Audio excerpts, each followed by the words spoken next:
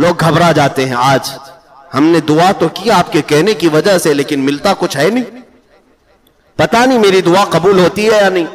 یہ جملہ کبھی نہ کہیں, نا امیدی کا ہے. کبھی کبھار کچھ لوگ ہمارے پاس آ کر کہتے ہیں دعا کی درخواست ہر مومن سے کرنا تو چاہیے, آپ میرے لیے دعا کریں اور آپ ہم سے کہیں کہ آپ ہمارے لیے دعا کریں. یہ مومنوں کا شیوا ہے, دستور ہے. لیکن یہ کہنا میری نہیں قبول ہوتی, آپ کی قبول ہوتی ہے, تم مایوس ہو اپنے رب سے. اللہ عز و جل کے قبول کرنے پر تمہارا یقین نہیں رہ گیا, یہ مایوسی کفر تک لے جاتی, بندے کو کافر بنا دیتی. کبھی یہ نہ کہنا, اس لیے کہ اللہ عز و جل ہر بندے کی سنتا ہے, ہر بندے کی. موسیٰ علیہ الصلوۃ والتسلیم نے اللہ تعالیٰ سے پوچھا ایک بار, اے رب تیرے پکارنے والے بندوں میں ہر طرح کے بندے ہوتے ہیں, گنہگار بھی ہوتے ہیں, نیکوکار بھی ہوتے ہیں. جب وہ تجھے پکارتے ہیں تو تو انہیں جواب کیسے دیتا ہے؟ سنو, اللہ تعالیٰ فرماتا ہے اے موسیٰ مجھے پکارنے والے اچھے لوگ بھی ہوتے ہیں, برے بھی. جب نیک لوگ مجھے پکارتے ہیں ربنا کہہ کر یا ربی کہتے ہیں تو میں ان کے جواب میں کہتا ہوں لبیک یا عبدی, اے بندے بول میں تیرے لیے حاضر ہوں, میں حاضر ہوں. موسیٰ علیہ السلام خوش ہوئے. ایک نیک بندہ جب رب کو پکارتا ہے تو رب کی طرف سے جواب آتا ہے لبیک یا عبدی. پھر اللہ تعالیٰ فرماتا ہے اے موسیٰ جب گناہوں میں مصروف, گناہ ترک کر کے بندہ آتا ہے, ایک گنہگار مجھے پکارتا ہے یا ربی, تو میں اس کے جواب میں 70 بار لبیک یا عبدی کہتا ہوں, 70 بار کہتا ہوں اے بندے بول میں حاضر ہوں, اے بندے بول میں حاضر ہوں. موسیٰ علیہ الصلوۃ والتسلیم نے عرض کیا ہے رب ذوالجلال ایسا کیوں؟ نیک بندہ جب پکارتا ہے ایک ہی بار تو جواب دیتا ہے, اور گنہگار جب پکارتا ہے 70 بار تو جواب دیتا ہے. اللہ کے اس کرم پر قربان جاؤ میرے عزیزو, دعا سے تم نہ بھاگو, بے نیاز نہ ہو. اللہ فرماتا ہے اس لیے کہ نیک جب مانگتا ہے تو اسے یہ بھروسہ ہوتا ہے میرے پاس نمازیں ہیں, زکوٰۃ ہے, حج ہے, جو کچھ بھی ہے, ان اعمال کے بھروسے پر وہ مجھ سے مانگتا ہے.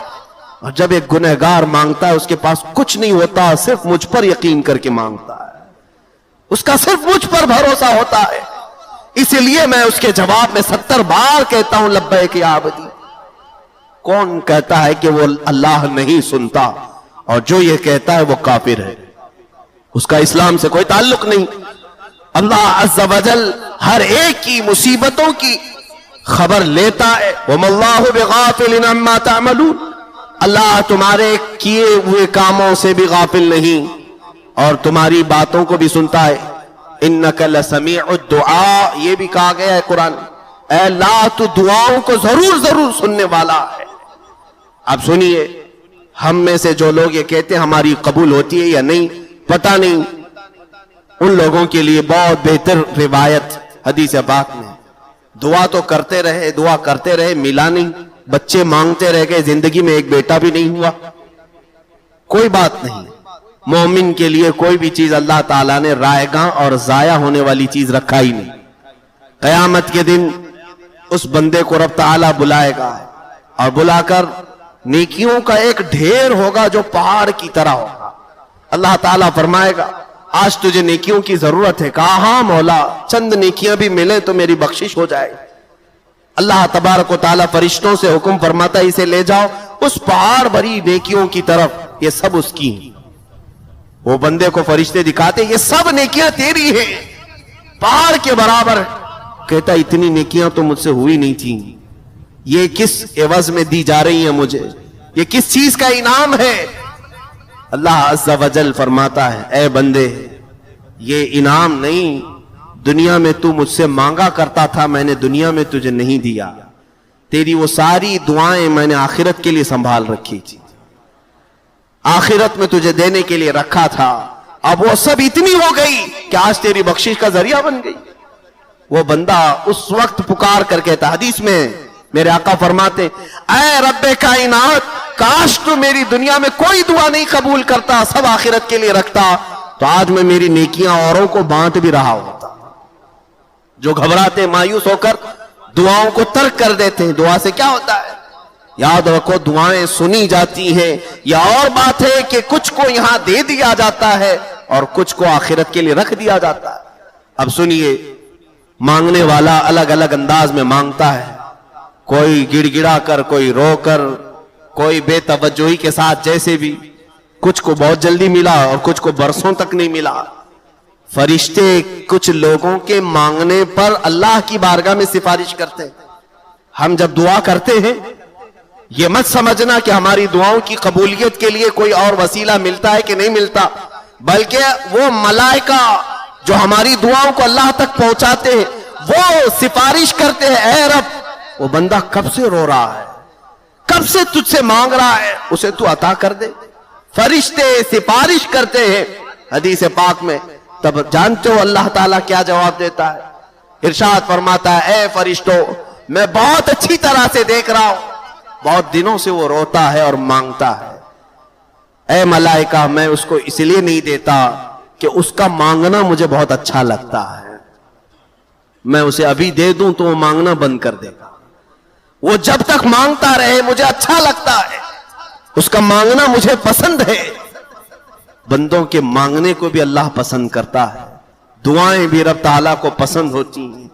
مانگنے سے اس طرح سے بے نیازی نہ دکھاؤ کہ ہمارے پاس وقت ہی نہیں رہ گیا.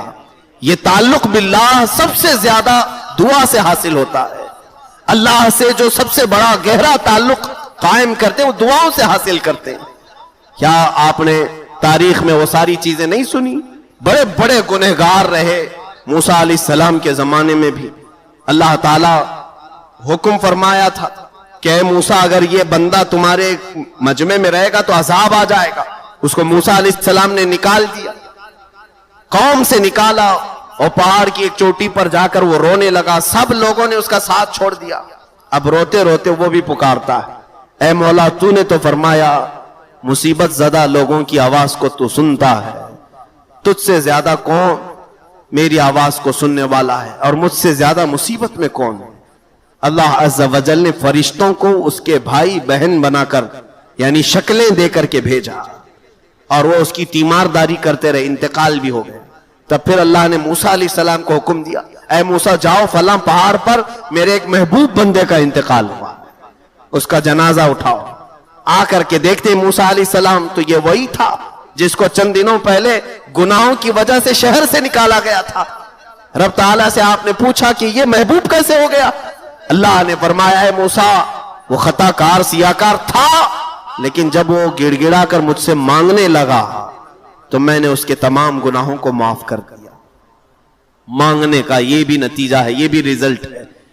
ہم اپنی زندگی میں کسی بھی ایسے لمحے کو آنے نہ دیں جس میں یہ احساس ہوتا ہو کہ ہم کو رب کی ضرورت نہیں. ہمارے دن رات, ہماری صبح و شام اللہ کے حضور دعا کرتے ہی گزرے, دعا کرتے ہی گزرے. آپ کو پتا ہے ہمارے اسلام میں کتنی دعائیں ہماری زندگی میں شامل کر دی گئی. سب سے زیادہ اگر یوزفل کوئی ورڈ ہمارے پاس ہے تو السلام علیکم. ہم ایک دوسرے سے ملتے بھی ہیں تو کیا کہتے ہیں؟ السلام علیکم. یہ دعا ہے. ہم اپنے بھائی کے لیے کہتے ہیں اللہ کی سلامتی ہو تجھ پر. دعا سے ہمیں دور نہیں رکھا گیا. اس کی وجہ یہ ہے کہ بندہ جب تک دعا کرتا رہتا ہے وہ بندہ رہتا ہے, اور جس دن وہ دعا چھوڑ دیا متکبر, غرور اور گھمنڈی خدا بننے کی کوشش کر رہا ہوتا ہے. اب اسے کسی چیز کی حاجت نہیں رہ گئی, مانگنا چھوڑ دیا, بے نیاز ہو گیا ہے.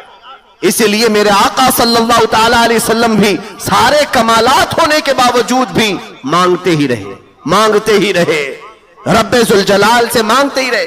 ہاں ایک بات طے ہے کہ جو اس سے مانگتا رہا اللہ پوری دنیا سے اسے بے نیاز کر کے رکھتا ہے.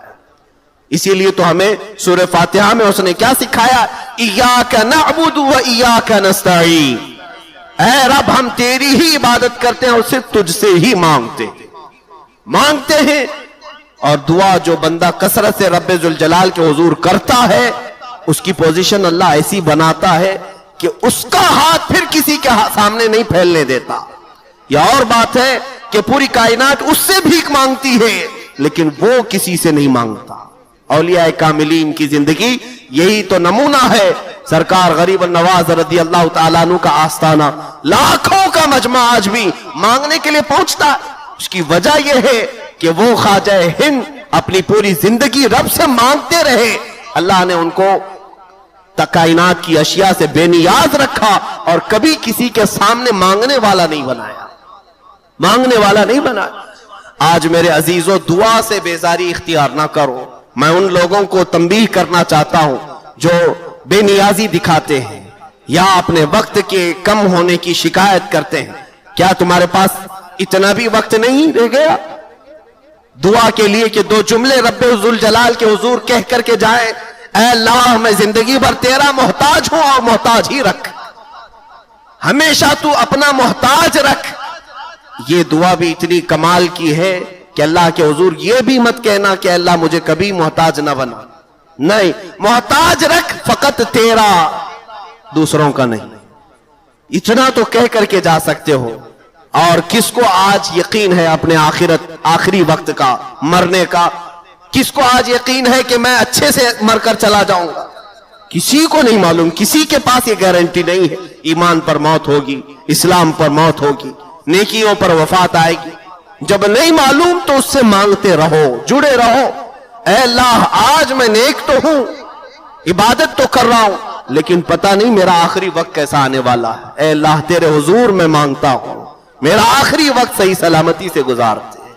ایمان کی حالت پر اٹھا لے. کتنی دعائیں ہیں. یہ ساری دعائیں ہمیں اسلام نے تلقین کی صرف اس لیے کہ بندہ بن کر کے رہے, رب کے ساتھ جڑا رہے. اور جو مانگنے سے کتراتے ہیں اور بھاگتے ہیں ان کی زندگی میں غرور بھر جاتا ہے, تکبر بھر جاتا ہے, گھمنڈ بھر جاتا ہے. اور ہم نے دیکھا ہے مسجد میں مانگنے سے شرم آئی, اللہ نے انہیں ہر ایک کی جوتیوں کے سامنے جھکنے پر مجبور رکھا ہے. وہ پھر دنیا والوں کو خوشامد کرتے رہ گئے اور چاپلوسی میں پوری زندگی گزر گئی.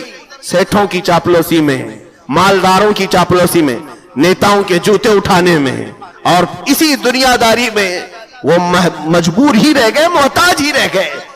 وہ کتنی پیاری زندگی شان بے نیازی کی ہے کہ مولا کے حضور مانگنے والا ہمیں بندہ بنائے.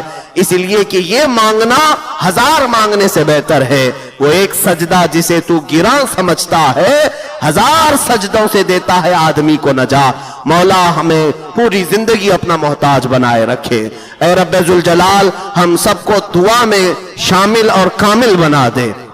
خلاق کائنات آج ہم اعتراف کرتے ہیں مولا ہم کسی بھی عمل میں بڑے نہیں ہو سکے, ہم کسی بھی عمل میں کامل نہیں ہو سکے. قدیر و جبار خدا ہماری زندگی میں ایسا کوئی لمحہ نہ لا جس میں ہم تجھ سے دور ہو جائے یا تیری حفاظت سے نکل جائے. اے رب ذوالجلال ہم سب کو مرتے دم تک تو اپنی بارگاہ میں مانگنے والا بندہ بنا. قیامت کے دن مولا ہم اپنی دعاؤں کا نتیجہ دیکھ سکیں.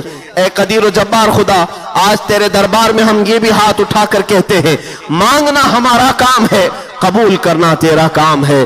اگر دنیا میں دے تو تیرا فضل ہے اور نہ دے تو تیرا عدل ہے. مگر یہ یقین ہے مولا جو کچھ بھی ہم نے مانگا وہ تو قیامت کے دن ضرور ہمیں لوٹائے گا.